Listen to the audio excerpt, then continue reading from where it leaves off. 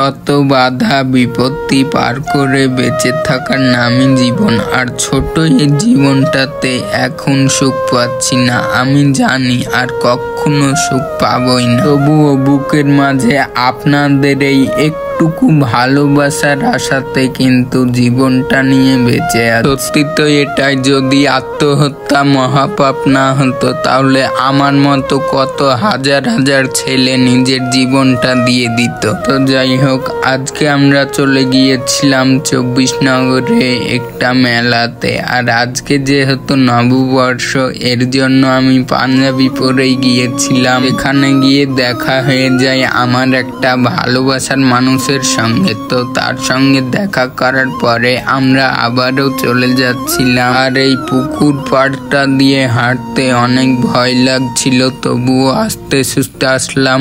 আর এখানে এসে আমি পড়ে গিয়েছিলাম এতগুলো মানুষের সামনে। তো বললাম না, প্রতিবন্ধী হলে সমাজে দাম পাওয়া যায় না। এখানে মানুষগুলো সব হাসছিল আমার পড়ে যাওয়া দেখে। মেলাটা যেহেতু অনেক বড়, এর জন্য আমরা কাছে গেলে দেখতে পাবো না, তাই কে গাছে উঠেছে দেখার জন্য।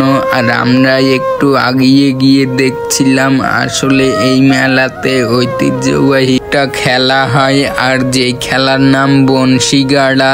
মানুষের পিঠে বনশি আটকায় আর মানুষকে বাসে ঝুলিয়ে রাখে। কে জানি, আমার তো ভাবলেই কাঁটা শিউড়ে উঠছে। ওই লোক দুইটো কিভাবে যে থাকে পিঠে বনশি গেড়ে। আপনারা কেউ কখনো দেখেছেন কি এই খেলাটা? কেউ যদি দেখে থাকেন একটা কমেন্ট করে জানাবেন।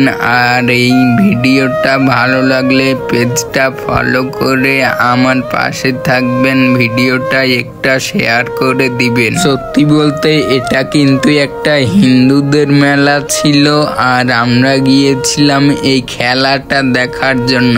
এটা অনেক বিখ্যাত একটা খেলা। আসলে একটা কথা কি জানেন, এই অনলাইনে এসে আপনাদের এত পরিমাণে ভালোবাসা, এত পরিমাণে সাপোর্ট পাচ্ছি বা পেয়েছি। আপনারা সব সময় আমার পাশে থাকবেন।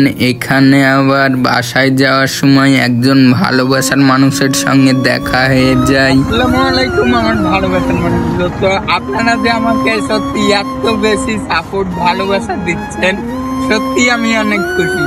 তো ভাইয়ার বাসা জানি কোন জায়গা? আমার বাসা বাক্সল চাঁদপুর। আমি মোহাম্মদ সাইফুল ইসলাম। আমি ভাইয়ের মেলাটা দেখি এবং এখানে রাস্তা দিয়ে যেতে লাগে। আসলে ভাই যে খাড়ে আসে আমি সঠিক আমাদের খেয়াল করতে